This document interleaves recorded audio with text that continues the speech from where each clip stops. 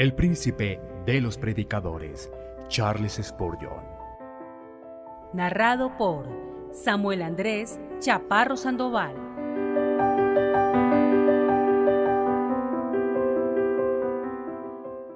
La excelencia superlativa del Espíritu Santo. Sermón predicado la mañana del domingo 12 de junio 1864 por Charles Haddon Spurgeon en el Tabernáculo Metropolitano, Newington, Londres. Pero yo os digo la verdad, os conviene que yo me vaya, porque si no me fuese, el Consolador no vendría a vosotros, mas si me fuere, os lo enviaré. Juan capítulo 16, versículo 7. Los santos de Dios pueden estimar sus pérdidas como ganancias mayores con toda la razón. Las adversidades de los creyentes ministran a su prosperidad en gran manera. Aunque nosotros sabemos esto, sin embargo, por la debilidad de la carne, temblamos ante las aflicciones que enriquecen el alma, y tenemos que contemplar los oscuros barcos que nos traen esos cargamentos de oro como tesoros. Cuando el Espíritu Santo santifica el horno, el fuego refina nuestro oro y consume nuestra escoria.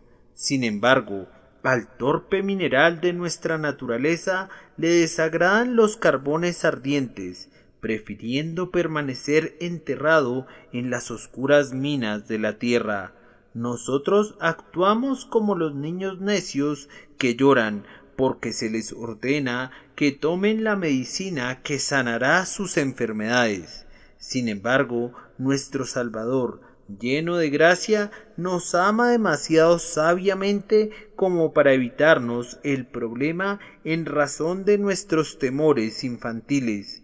Él ve anticipadamente el bien que nos proporcionarán nuestras aflicciones, y por tanto nos sume en ellas motivando por su sabiduría y verdadero afecto. Para estos primeros apóstoles era un problema muy grave perder a su maestro y amigo. La tristeza invadía sus corazones al pensar que él partía, pero sin embargo su partida les proporcionaría la grandísima bendición del Espíritu Santo. Por esta razón, ni sus súplicas ni sus lágrimas podían impedir la temida separación. Cristo no iba a gratificar sus deseos a cuenta de un costo muy grande como era la retención del Espíritu. A pesar que los apóstoles se dolían tanto con esa prueba tan severa, Jesús no permanecería con ellos, porque su partida era conveniente en grado sumo. Amados hermanos, nosotros debemos esperar ser objeto de esa misma disciplina amorosa. Sepamos que vamos a perder condiciones felices y gozos selectos cuando Jesús sabe que la pérdida nos beneficiará más que el gozo. Dios ha dado dos grandes dones a su pueblo. Primero, nos dio a su Hijo. Segundo, nos dio a su Espíritu. Después que nos hubo dado a su Hijo para que se encarnara, para que obrara justicia y ofreciera una expiación por nosotros, ese regalo fue entregado completo y no quedó nada pendiente a ese respecto. Consumado es, proclamó la plenitud de la expiación, y su resurrección mostró la perfección de la justificación. Entonces no era necesario que Cristo permaneciera más tiempo sobre la tierra, pues su obra aquí abajo estaba terminada para siempre. Ahora es el tiempo para el segundo don, la venida del Espíritu Santo. Este no podía ser otorgado antes que Cristo hubiera ascendido, pues este escogidísimo favor estaba reservado para adornar con el más elevado honor la ascensión triunfante del grandioso Redentor. Subiendo a lo alto, llevó cautiva la cautividad y dio dones a los hombres. Esta fue, según nos informa Pedro, la grandiosa promesa que Jesús recibió de su Padre. Así que, exaltado por la diestra de Dios y habiendo recibido del Padre la promesa del Espíritu Santo, ha derramado esto que vosotros veis y oís, para que su entrada triunfal en el cielo pudiera ser sellada con insigne gloria.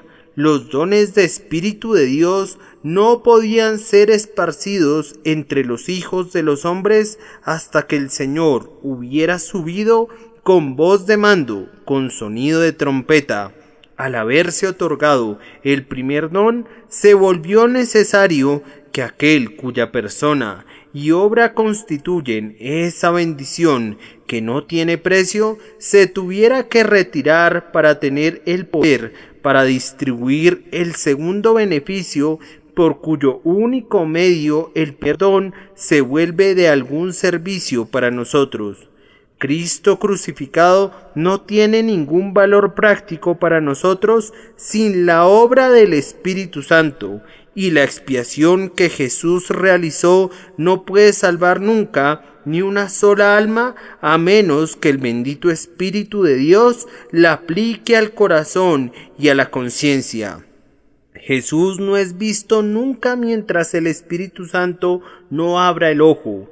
El agua del pozo de la vida no es recibida nunca mientras el Espíritu Santo no la haya sacado de las profundidades, como medicina que no es usada porque carece de una prescripción médica, como manjares que no han sido probados porque están fuera del alcance de las personas, como tesoro que no es valorado porque está escondido bajo tierra. Así es Jesús el Salvador, hasta que el Espíritu nos enseña a conocerlo y aplica su sangre a nuestras almas.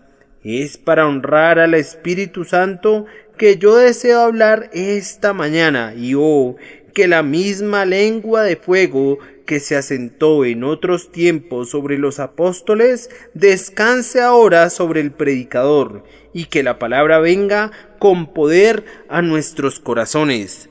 Vamos a comenzar nuestro sermón comentando que la presencia corporal de Cristo debe haber sido sumamente preciosa.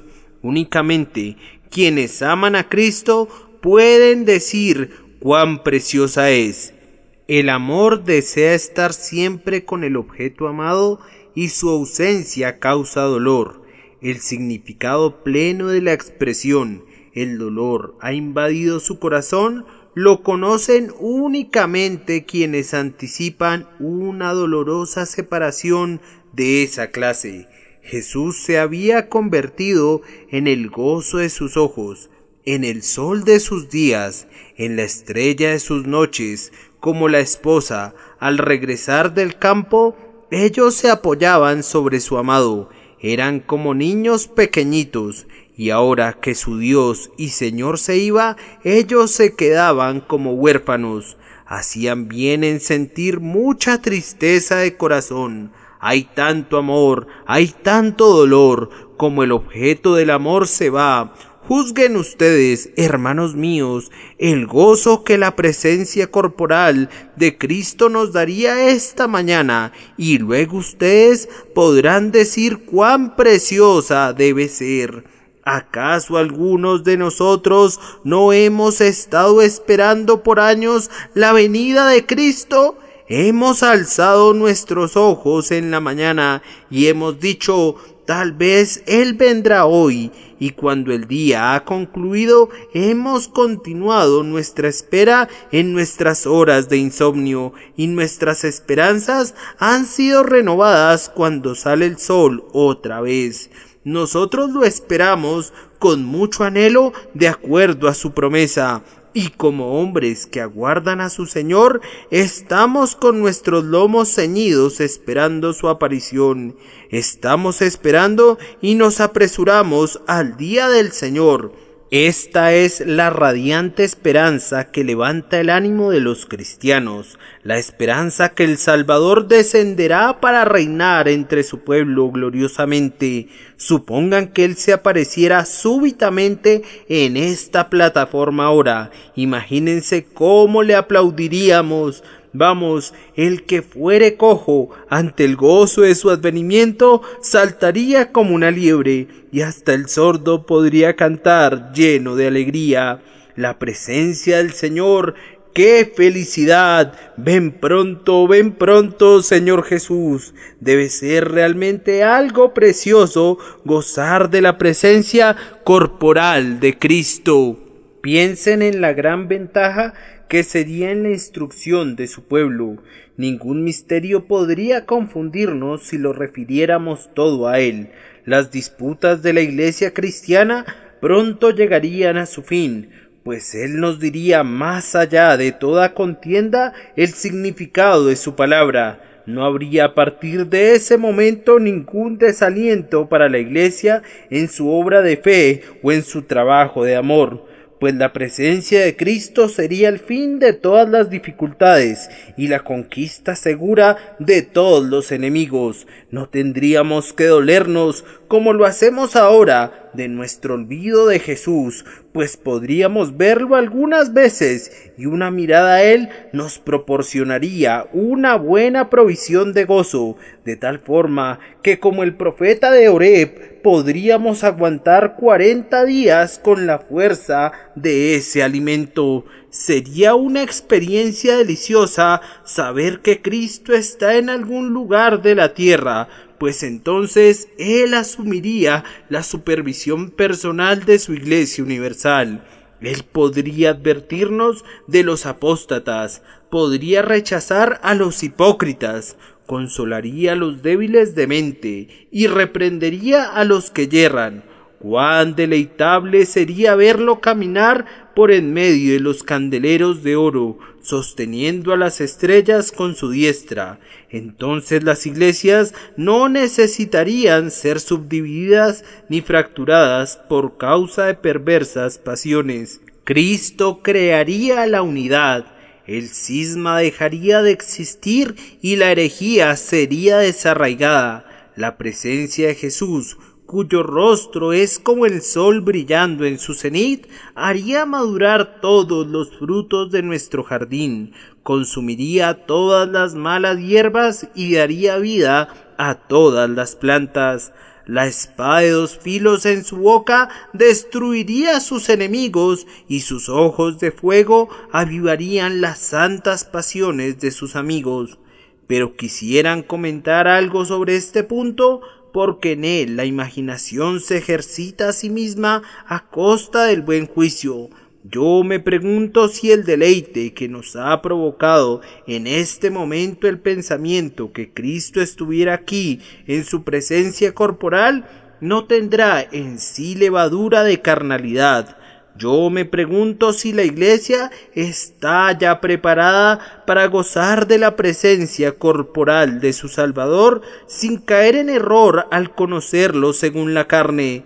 Puede ser que se necesiten siglos de educación antes que la Iglesia esté preparada para ver otra vez a su Salvador en la carne sobre la tierra, porque yo veo en mí mismo, y yo supongo que sucede lo mismo con ustedes, que mucho del deleite que yo espero que me vendrá de la compañía de Cristo es conforme a lo que ven los ojos y al juicio de la mente, y la vista siempre es la marca y el símbolo de la carne. Sin embargo, abandonando ese punto, venimos ahora al segundo, que es que la presencia del Consolador, como la tenemos en la tierra, es mucho mejor que la presencia corporal de Cristo. Nos hemos imaginado que la presencia corporal de Cristo nos traería mucha bendición y nos conferiría innumerables beneficios, pero de acuerdo a nuestro texto, la presencia del Espíritu Santo que obra en la Iglesia es más conveniente para ella. Pienso que esto les quedará muy claro si lo consideran por un momento, que la presencia corporal de Cristo en la tierra, independientemente de cuán buena pueda ser para la Iglesia, implicaría muchos inconvenientes en nuestra presente condición, inconvenientes que son evitados por su presencia a través del Espíritu Santo. Cristo, siendo verdaderamente hombre, en cuanto a su humanidad, debería habitar en un cierto lugar, y para poder ir a Cristo sería necesario que nosotros viajáramos a su lugar de residencia. Conciban a todos los hombres forzados a viajar desde los confines de la tierra para visitar al Señor Jesucristo, que habitaría en el monte Sión o en la ciudad de Jerusalén. ¿Qué viaje tan largo sería ese para quienes viven en los últimos rincones del mundo?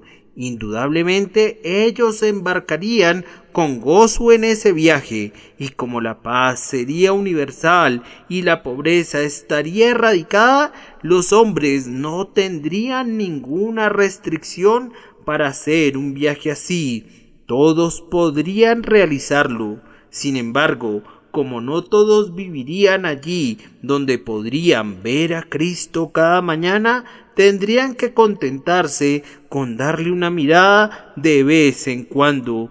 En cambio, vean, hermanos míos, el Espíritu Santo, el vicario de Cristo, habita en todas partes, y si nosotros queremos acudir al Espíritu Santo, no necesitamos movernos ni siquiera una pulgada. Lo podemos encontrar en el armario o podemos hablar con él en las calles. Jesucristo, según la carne, no podría estar presente en esta congregación y a la vez estar en la iglesia vecina, y mucho menos estar presente en los Estados Unidos o en Australia o en Europa o en Colombia al mismo tiempo. Pero el Espíritu Santo está en todas partes, y por medio de ese Espíritu Santo, Cristo guarda su promesa.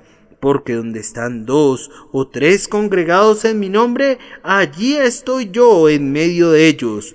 Él no podría guardar esa promesa de acuerdo a la carne, o al menos somos bastante incapaces de concebirlo haciendo eso. Pero a través del Espíritu Santo gozamos dulcemente de su presencia y esperamos hacerlo hasta el fin del mundo.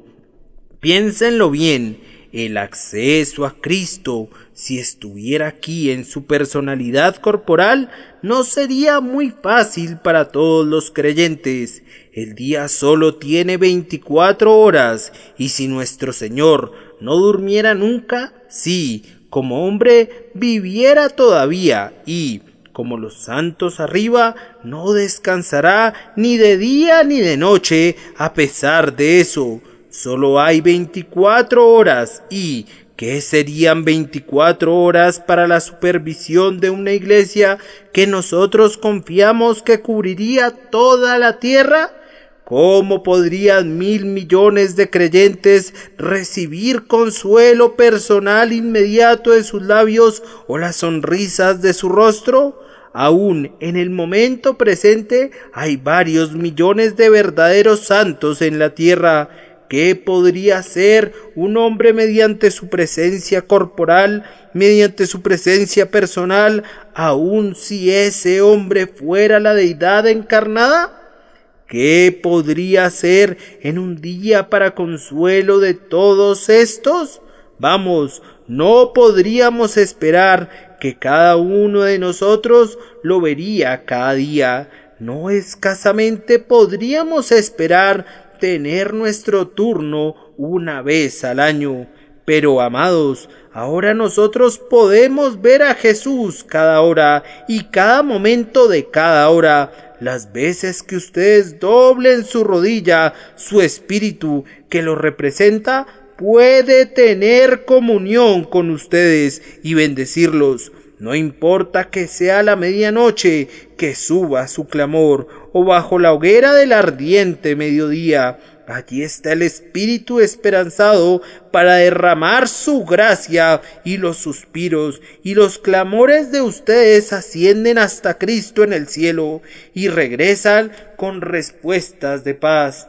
Tal vez a ustedes no se les ocurrieron estas dificultades al pensar de entrada en este tema, pero si reflexionan por un momento, verán que la presencia del Espíritu, evitando esa dificultad, da a cada santo un acceso a Cristo en todo momento, no solo a unos cuantos favoritos, sino a cada creyente, hombre o mujer. El Espíritu Santo es accesible y así todo el cuerpo de los fieles puede gozar de una comunión presente y perpetua con Cristo. Debemos considerar, además, que la presencia de Cristo en la carne sobre la tierra, por cualquier otro propósito diferente al determinar la presente dispensación, implicaría otra dificultad.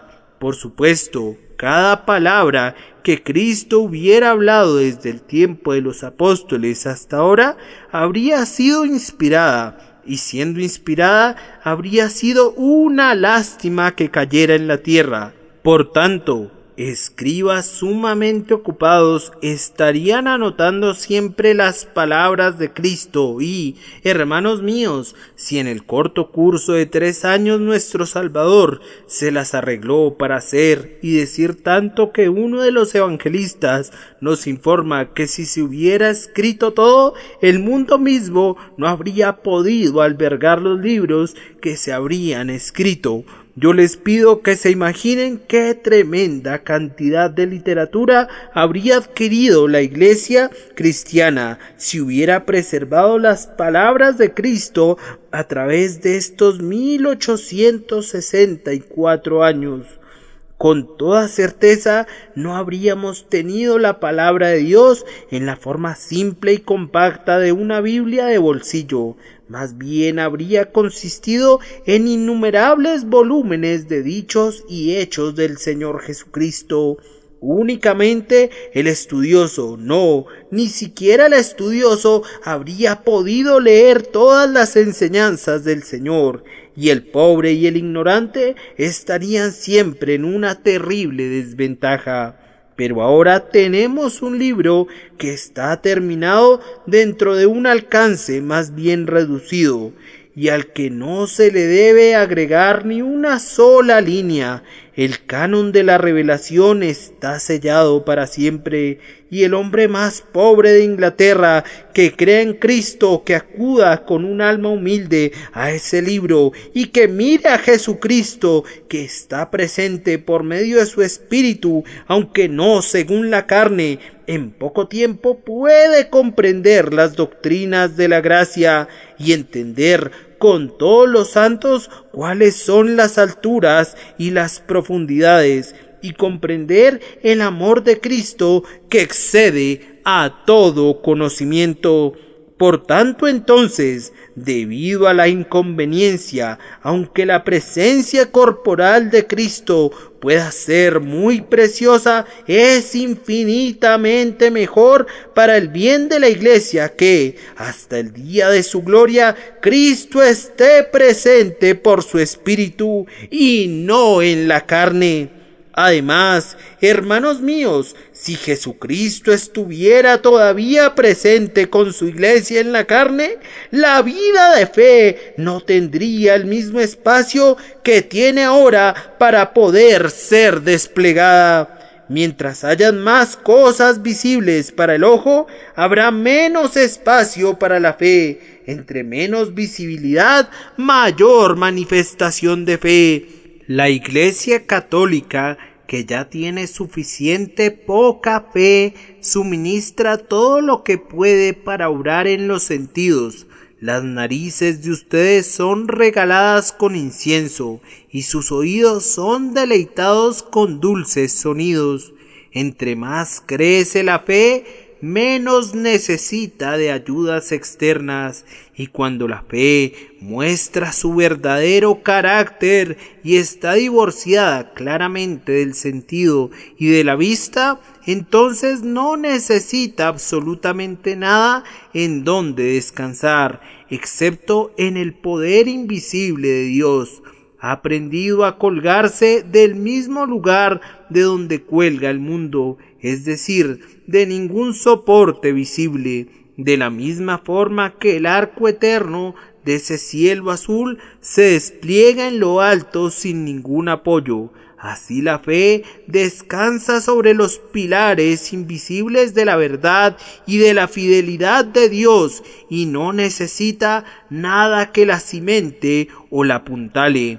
La presencia de Cristo aquí, en carne corporal, y el conocimiento de Él, de acuerdo a la carne, equivaldría a llevar a los santos de regreso a una vida de vista, y en alguna medida dañaría la simplicidad de la confianza desnuda.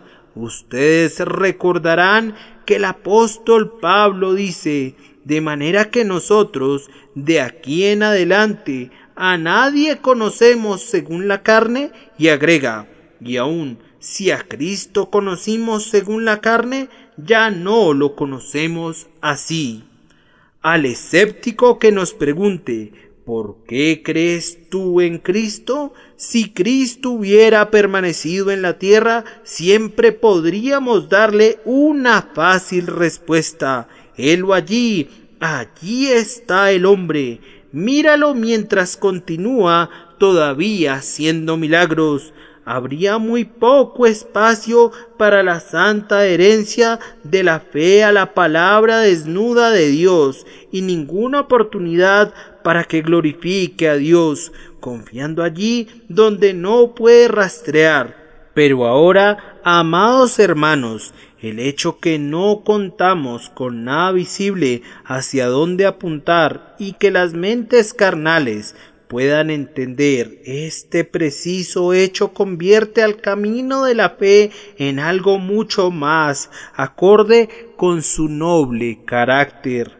Fe, poderosa fe, la promesa ve, y mira a eso únicamente. Qué difícilmente podría ser si pudiera mirar a la persona visible de un Salvador presente. Será un día feliz para nosotros cuando la fe goce de la realización plena de sus esperanzas en la triunfante venida de su Señor, pero únicamente su ausencia puede entrenarla y educarla al punto necesario de refinamiento espiritual. Más aún, la presencia de Jesucristo en la tierra afectaría materialmente la gran batalla de Dios en contra del error y del pecado. Supongan que Cristo destruyera a los que predican el error con milagros. Supongan que los monarcas perseguidores vieran súbitamente sus brazos secos, o que todos los hombres que se opusieron a Cristo fueran devorados de pronto por el fuego. Vamos, se trataría entonces de una batalla entre la grandeza física y el mal moral, más bien que de una guerra en la que únicamente fuerza espiritual es empleada del lado del bien. Pero ahora que Cristo se ha ido, toda la lucha es entre espíritu y espíritu, entre Dios el Espíritu Santo y Satanás, entre la verdad y el error, entre la entrega de los creyentes y el apasionamiento de los incrédulos. Ahora la batalla es equilibrada. No tenemos milagros de nuestro lado, no los necesitamos, nos basta con el Espíritu Santo. No ordenamos fuego del cielo, ningún terremoto sacude la tierra bajo los pies de nuestros enemigos. Coré no es tragado, Datán no baja vivo al abismo. Nuestros enemigos poseen fuerza física y nosotros no la solicitamos. ¿Por qué? Porque por la acción divina nosotros podemos conquistar al error sin ella. En el nombre del Santo de Israel, en cuya causa nos hemos alistado, por su poder somos suficientes sin necesidad de milagros o señales o maravillas. Si Cristo todavía estuviera aquí haciendo milagros, la batalla no sería tan espiritual como lo es ahora. Pero la ausencia corporal del Salvador la convierte en un conflicto del espíritu del orden más noble y sublime.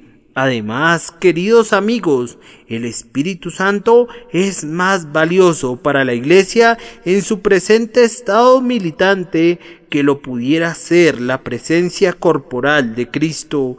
pues Cristo debe estar aquí en una de dos maneras. Él debe estar aquí ya sea sufriendo o sin sufrir. Si Cristo estuviera aquí sufriendo, entonces, ¿cómo podríamos concluir que su expiación ha sido consumada? ¿No es mucho mejor para nuestra fe que nuestro bendito Señor, habiendo hecho expiación por el pecado de una vez por todas, esté sentado a la diestra del Padre? ¿No es mucho mejor, pregunto yo, que verlo todavía batallando y sufriendo aquí abajo? Oh, pero, dirá alguno, tal vez no sufriría. Entonces te pido que no desees tenerlo aquí hasta que nuestra guerra haya terminado, pues ver a un Cristo que no sufre en medio de su pueblo sufriente, ver su rostro calmo y tranquilo cuando tu rostro y el mío están arrugados de dolor, verlo sonriendo cuando nosotros estamos llorando, esto sería intolerable.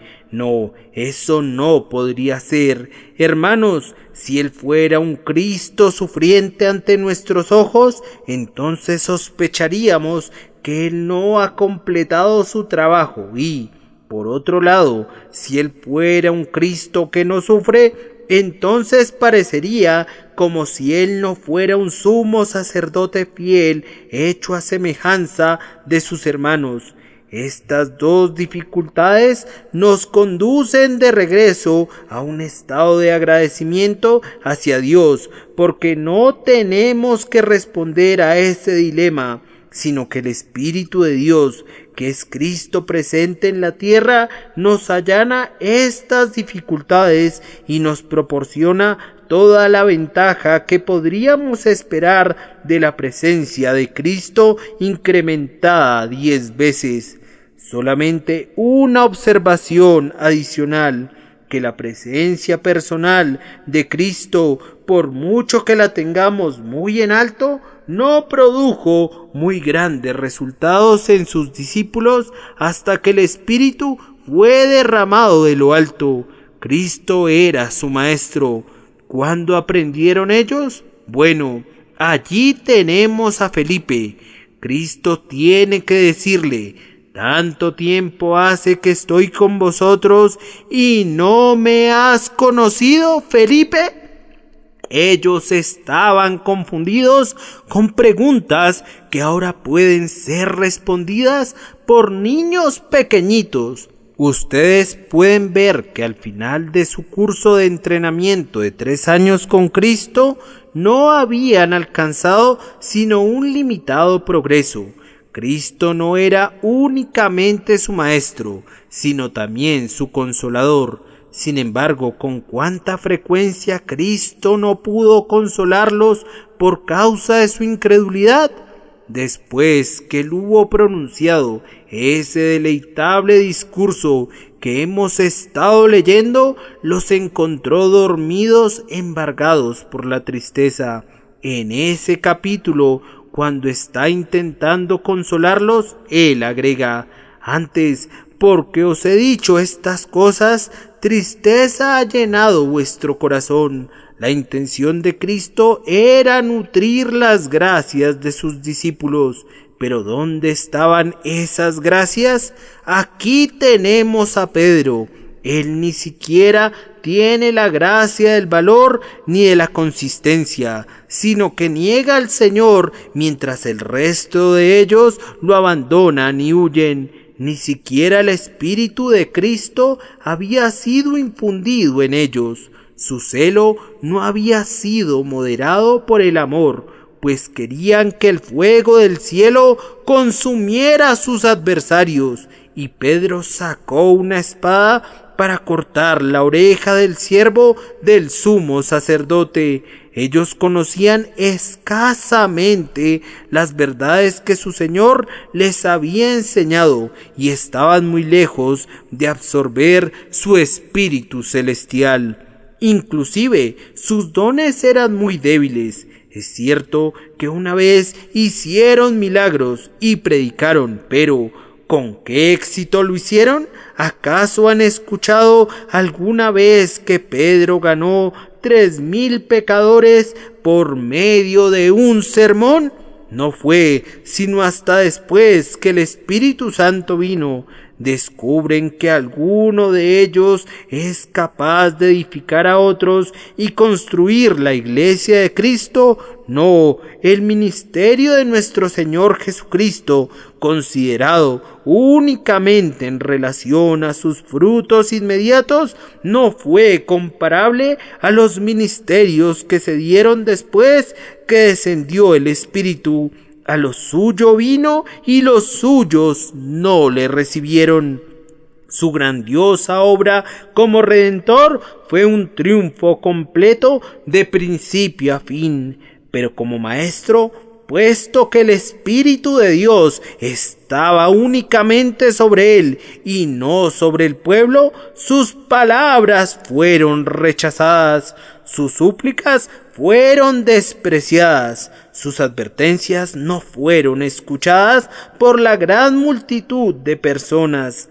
La poderosa bendición vino cuando se cumplieron las palabras de Joel, y después de esto derramaré mi espíritu sobre toda carne, y profetizarán vuestros hijos y vuestras hijas, vuestros ancianos soñarán sueños, y vuestros jóvenes verán visiones.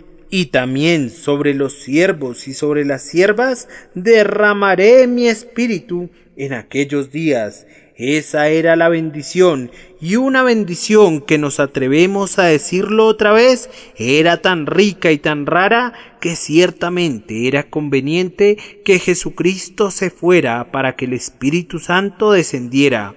Ahora prosigo al tercer punto del tema, y lo haré brevemente. Hemos llegado hasta aquí, que admitimos que la presencia de Cristo es preciosa, pero la presencia del Espíritu Santo se muestra muy claramente como de mayor valor práctico para la Iglesia de Dios que la presencia corporal del Señor Jesucristo. Avancemos entonces al tercer punto, que la presencia del Consolador es superlativamente valiosa.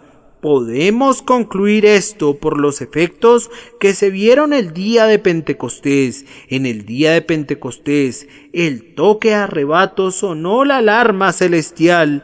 Los soldados no estaban bien preparados para eso. Constituían una minúscula banda y tenían solamente esta virtud, que se contentaban con esperar hasta que les fuera dado poder. Estaban sentados quietos en el aposento de arriba. Un sonido poderoso se escuchaba a través de toda Jerusalén. El poderoso torbellino continúa su viaje hasta que alcanza el lugar elegido. Llena el lugar donde ellos permanecen sentados. Aquí encontramos un presagio de lo que el Espíritu de Dios será para la Iglesia.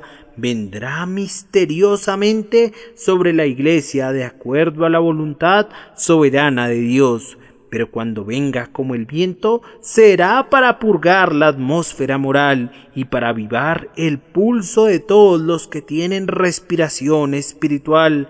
Esta es ciertamente una bendición, un beneficio que la Iglesia necesita grandemente.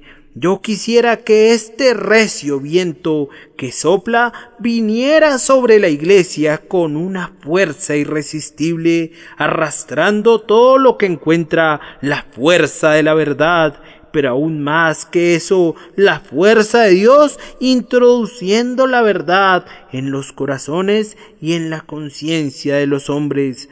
Yo quisiera que ustedes y yo pudiéramos respirar este viento y recibir su influencia que da vigor para que podamos ser convertidos en campeones de Dios y de su verdad, o que pudiera llevarse nuestras nieblas de duda y las nubes de error. Ven, viento sagrado, Inglaterra te necesita, la tierra entera requiere de ti. Las exhalaciones malolientes que proliferan en esta calma mortal desaparecerían si tus rayos divinos iluminaran al mundo y conmovieran la atmósfera moral. Ven, Espíritu Santo, ven, no podemos hacer nada sin ti. Pero si tenemos tu viento, nosotros desplegamos nuestras velas y aceleramos nuestro curso hacia la gloria. Además, el Espíritu vino como fuego. Una lluvia de fuego acompañaba al recio viento que soplaba. ¡Qué bendición es esto para la Iglesia! La Iglesia necesita fuego para avivar a sus ministros, para dar celo y energía a todos sus miembros. Teniendo este fuego, la Iglesia arde en su camino al éxito. El mundo la enfrenta con fuego hecho con gavillas de leña, pero ella confronta al mundo con el fuego de espíritus encendidos y almas que arden con el amor de Jesucristo. Ella no confía en el ingenio, ni en la elocuencia, ni en la sabiduría de sus predicadores, sino en el fuego divino que los cubre de energía. Sabe que los hombres son irresistibles cuando están llenos del consagrado entusiasmo enviado por Dios. Por lo tanto, ella confía en esto y su petición es: ven, fuego santo, habita en nuestros pastores y maestros, descansa sobre cada uno de nosotros. Este fuego es una bendición que Cristo nos trajo en persona, pero que ahora da a la Iglesia a través de su Espíritu. Y luego de esa lluvia de fuego descendieron unas lenguas. Esto también es el privilegio de la Iglesia. Cuando el Señor dio a los apóstoles diversas lenguas, es como si les hubiera dado las llaves de varios reinos. Vayan, les dijo, Judea no es mi único dominio. Vayan y abran las puertas de cada imperio. Aquí están las llaves. Ustedes pueden hablar cualquier idioma. Queridos amigos, aunque no podamos hablar con cada individuo en su propio idioma, sin embargo, tenemos las llaves de todo el mundo sujetadas a nuestro cinturón si tenemos al Espíritu de Dios con nosotros. Ustedes tienen las llaves que abren los corazones humanos si el Espíritu de Dios habla por medio de ustedes. Yo tengo hoy las llaves de los corazones de multitudes de personas aquí presentes si el Espíritu Santo quiere usarlas. Hay una eficacia en el Evangelio que es poco imaginada por quienes se refieren a él como locura de hombres cuando el Espíritu está con nosotros. Yo estoy persuadido que los resultados que han seguido al ministerio durante nuestra vida son triviales e insignificantes comparados con los que serían si el Espíritu de Dios estuviera trabajando con más poder en medio de nosotros. No hay ninguna razón en la naturaleza del Evangelio o en el poder del Espíritu por la cual no se convierta una congregación entera con la predicación de un sermón. No hay ninguna razón en la naturaleza de Dios por la cual no pueda nacer una nación en un día y por la cual en un periodo de 12 meses una docena de ministros que predicaran a lo largo del mundo no pudieran ser el instrumento para la conversión de cada elegido hijo de Adán a un conocimiento de la verdad. El Espíritu de Dios es perfectamente irresistible cuando extiende todo su poder. Su potencia es tan divinamente omnipotente que al instante que sale la obra es completada. El grandioso evento profético, vemos, ocurrió en el día de Pentecostés. El éxito alcanzado fue únicamente el correspondiente a los primeros frutos. Pentecostés no es la cosecha. Hemos estado acostumbrados a ver a Pentecostés como un despliegue grande y maravilloso del poder divino que no podrá ser igualado en los tiempos modernos. Hermanos, va a ser superado. Yo no estoy parado sobre Pentecostés como sobre una montaña muy alta, preguntándome a qué altura estoy, sino que miro a Pentecostés como un pequeño monte que está surgiendo, desde el cual veré montañas mucho más altas en la lejanía. No veo a Pentecostés como el fin de la cosecha, con los graneros llenos de gavillas, no, sino como una ofrenda de la primera gavilla ante el altar de Dios. Ustedes deben esperar mayores cosas, oren pidiendo mayores cosas, anhelen mayores cosas. He aquí nuestra Inglaterra, sumida en una impasible ignorancia del Evangelio, como la carga de una pesadilla sobre su pecho tiene la regeneración bautismal, que es apoyada por una horda de sacerdotes, ya sea porque creen en ese dogma o porque mantienen sus beneficios si se suscriben a esa mentira. ¿Cómo podrá ser sacudido ese incubo demonio del pecho vivo de Inglaterra? No con ejército ni con fuerza, sino con mi espíritu, ha dicho Jehová de los ejércitos. Allí está Francia, maldecida con infidelidad, voluble, festiva, entregada al placer. ¿Cómo podrá ser conducida a la sobriedad y santificada para Dios?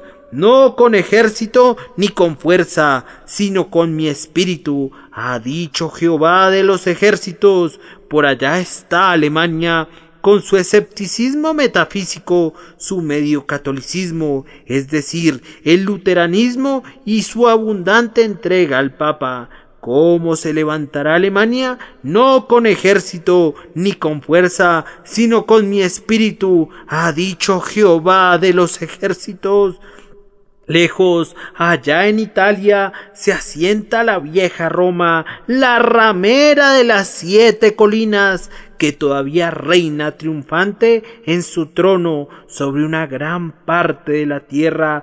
¿Cómo podrá morir?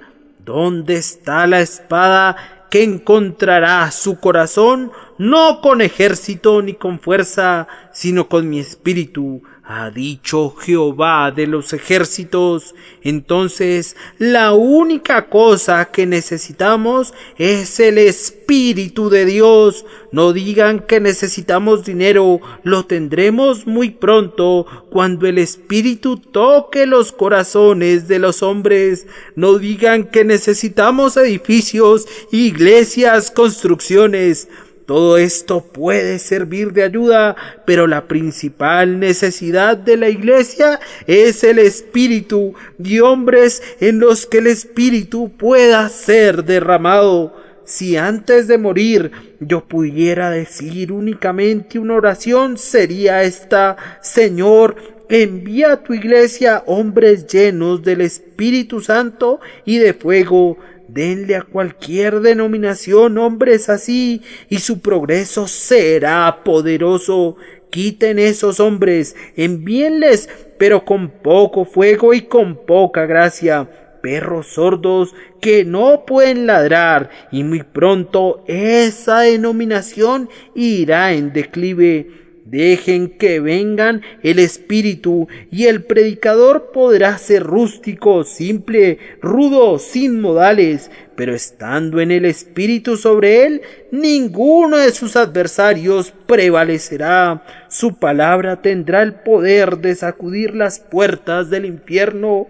Amados hermanos, ¿acaso no dije algo bueno cuando afirmé que el Espíritu de Dios es de superlativa importancia para la Iglesia y que el día de Pentecostés parece decirnos precisamente eso? Recuerden, hermanos, y aquí tenemos otro pensamiento que debería lograr que el Espíritu sea algo muy querido para ustedes, que sin el Espíritu Santo nada bueno pudo venir o vendrá jamás a cualquiera de sus corazones. Ningún suspiro de penitencia, ningún clamor de fe, ninguna mirada de amor, ninguna lágrima de santa tristeza. El corazón de ustedes no podría palpitar nunca con vida divina, excepto por medio del Espíritu. Ustedes son incapaces del menor grado de emoción espiritual, ya no se diga de acción espiritual. aparte del Espíritu Santo, ustedes yacen muertos, viviendo únicamente para el mal, pero absolutamente muertos para Dios, hasta que el Espíritu Santo venga y los levante de la tumba. Hoy no hay nada bueno en ti, hermano mío, que no haya sido puesto allí. Las flores de Cristo son todas exóticas. Yo sé que en mí, esto es, en mi carne, no mora el bien. ¿Quién hará limpio a lo inmundo? Nadie. Todo debe venir de Cristo, y Cristo no le da nada a los hombres excepto a través del Espíritu de toda gracia. Valoren entonces al Espíritu como el conducto de todo bien que viene a ustedes. Y además, nada bueno puede salir de ustedes aparte del Espíritu, aunque esté en ustedes. Sin embargo, yace dormido, excepto que Dios produzca en ustedes así el querer como el hacer por su buena voluntad. ¿Deseas predicar? ¿Cómo puedes hacerlo a menos que el Espíritu Santo toque tu lengua? ¿Deseas orar? ¡Ay, qué trabajo tan débil es! A menos que el Espíritu haga la intercesión por ustedes. ¿Quieren vencer al pecado? ¿Quieren ser santos? ¿Anhelan imitar a su Señor? ¿Desean elevarse a las alturas superlativas de la espiritualidad? ¿Quieren ser hechos como los ángeles de Dios, llenos de celo y ardor por la causa del Señor? No pueden sin el Espíritu, porque separados de mí, nada podéis hacer. Oh pámpano, tú no puedes dar fruto sin la savia. Oh Hijo de Dios, tú no tienes vida en ti mismo, aparte de la vida que Dios te da a través de su Espíritu. ¿No tengo razón, entonces, cuando dije que el Espíritu Santo es superlativamente precioso, de tal forma que aun la presencia de Cristo según la carne no es comparable a su presencia en gloria y poder? Esto nos conduce a la conclusión, que es un punto práctico. Hermanos, si estas cosas son así, veamos lo que somos, creyentes en Cristo, al misterioso Espíritu, con profundo temor y reverencia. Lo debemos reverenciar de tal manera de no contristarlo o provocarlo a ira por nuestro pecado. No lo apaguemos en ninguno de sus menores movimientos en nuestra alma. Nutramos cada sugerencia y estemos listos a obedecer cada uno de sus dictados. Si el Espíritu Santo es en verdad tan poderoso, no hagamos nada sin él. No comencemos ningún proyecto, ni llevemos a cabo ninguna empresa, ni concluyamos ninguna transacción sin haber implorado su bendición. Démosle el debido homenaje de sentir nuestra entera debilidad aparte de él, y luego depender únicamente de él, siendo esta nuestra oración. Abre tú mi corazón y todo mi ser a tu venida, y sosténme con tu espíritu libre cuando haya recibido ese espíritu dentro de mí. Ustedes que son inconversos, permítanme implorarles que en cualquier cosa que hagan, nunca desprecien al Espíritu de Dios. Recuerden que hay un honor especial asignado a él en la Escritura. Todo pecado y blasfemia será perdonado a los hombres, mas la blasfemia contra el Espíritu no les será perdonada, ni en este siglo ni en el venidero. Recuerden, a cualquiera que dijere alguna palabra contra el Hijo del Hombre, le será perdonado, pero al que hable contra el Espíritu Santo, no le será perdonado. Este es el pecado que es para muerte, del cual aún el tierno Juan dice, por el cual yo no digo que se pida. Por tanto, tiemblen en su presencia, quítense el calzado de sus pies, pues cuando su nombre es mencionado, el lugar en que ustedes están, tierra santa es. El espíritu debe ser tratado con reverencia. A continuación, como una observación práctica, debemos llenarnos de valor hoy, viendo el poder del espíritu. Hermanos, nosotros sabemos que como un cuerpo de hombres que buscan adherirse estrechamente a la Escritura y practicar las ordenanzas y sostener las doctrinas según las recibimos del propio Señor, no somos sino pobres y despreciados, y cuando miramos a los grandes de la tierra, los vemos del lado de lo falso y no de lo verdadero. ¿Dónde están los reyes y los nobles? ¿Dónde están los príncipes? ¿Y dónde están los hombres poderosos? ¿Acaso no están en contra del Señor de los ejércitos? ¿Dónde está el oro? ¿Dónde está la plata? ¿Dónde está la arquitectura? ¿Dónde está la sabiduría? ¿Dónde está la elocuencia? ¿No han hecho un bando en contra del Señor de los ejércitos? ¿Entonces qué? ¿Vamos a desalentarnos? Nuestros padres no se desalentaron.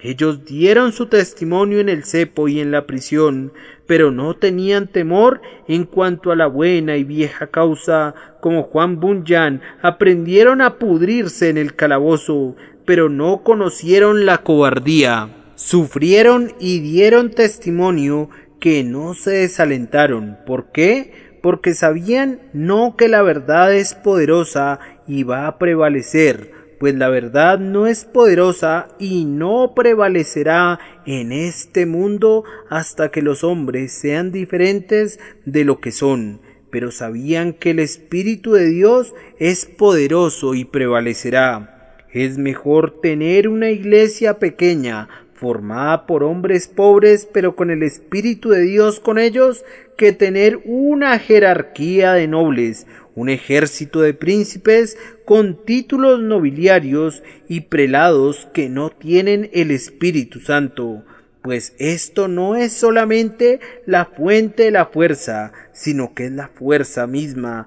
Allí donde está el Espíritu de Dios hay libertad y poder. Entonces, hermanos, tengan valor, solo tenemos que buscar eso que Dios ha prometido dar y podemos hacer maravillas. Él dará el Espíritu Santo a quienes lo pidan. Despierten, miembros de esta iglesia, y oren con sinceridad, y todos los creyentes del mundo clamen en voz alta a Dios para que su brazo desnudo pueda ser visto. Despierten, hijos de Dios, pues ustedes conocen el poder de la oración. No le permitan ningún descanso al ángel del pacto hasta que hable la palabra y el Espíritu obre poderosamente entre los hijos de los hombres. La oración es un trabajo adaptado a cada uno de ustedes que están en Cristo, ustedes que no pueden predicar, ustedes que no pueden enseñar. Pueden orar y su oración privada, desconocida por los hombres, quedará registrada en el cielo. Esos clamores silenciosos y sinceros de ustedes traerán una bendición. Una mañana, hace pocos días, cuando estábamos en una sesión especial de oración, había algunos hermanos presentes que repetían en un volumen de voz que casi no podía ser escuchado: «Hazlo, Señor, hazlo, concédelo, escúchanos». Me agrada ese tipo de oración en las reuniones de oración. No me interesan los gritos de algunos de nuestros hermanos metodistas, aunque si quieren gritar, que lo hagan, pero a mí me gusta oír a los amigos que oran con gemidos que no pueden expresarse. Señor, envía el Espíritu, Señor, trabaja, trabaja, trabaja. Durante el tiempo del sermón es lo que un número de iglesias debía estar haciendo, clamando a Dios en sus corazones. Cuando caminen por las calles y vean el pecado, debían orar: Señor, derríbalo con tu espíritu. Y cuando vean a un hermano que lucha y se esfuerza por hacer el bien, debían clamar: Señor, ayúdalo, ayúdalo por el espíritu. Estoy persuadido que únicamente necesitamos más oración y no habría ningún límite para la bendición. Pueden evangelizar Inglaterra, pueden evangelizar Europa, pueden volver cristiano al mundo entero si solo supieran cómo orar. La oración puede obtener cualquier cosa de Dios. La oración lo puede obtener todo. Dios no le niega nada al hombre que sabe cómo pedir. El Señor nunca cierra sus graneros, sino hasta que tú cierras la boca. Dios no detendrá su brazo mientras no detengas tu lengua. Clama en voz alta y no te detengas. No le des descanso hasta que envíe su espíritu otra vez para agitar las aguas y actuar en este mundo de tinieblas para traer luz y vida. Clamen de día y de noche, oh ustedes, elegidos de Dios, pues Él los vindicará con rapidez. El tiempo de la batalla se acerca. Roma afila su espada para la pelea. Los hombres del error rechinan sus dientes llenos de ira por la espada del Señor y de Gedeón, por el viejo poder y la majestad de los días antiguos,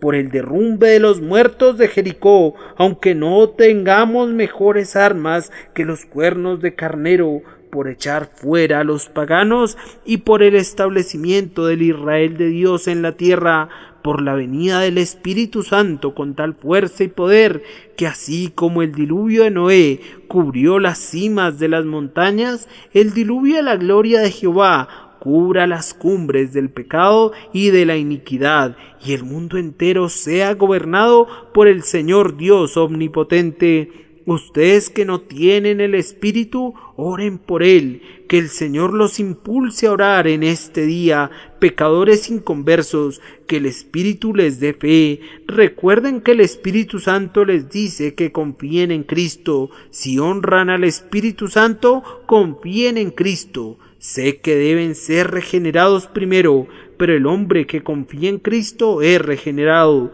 Ustedes deben arrepentirse, deben ser santos, pero el hombre que confía en Cristo se arrepentirá y será hecho santo. Los embriones del arrepentimiento y de la santidad ya están en él. Pecador, confía en Cristo. El Espíritu Santo manda que confíes en Él hoy, que Él te conduzca a confiar en Cristo y Él tendrá la gloria por siempre. Amén.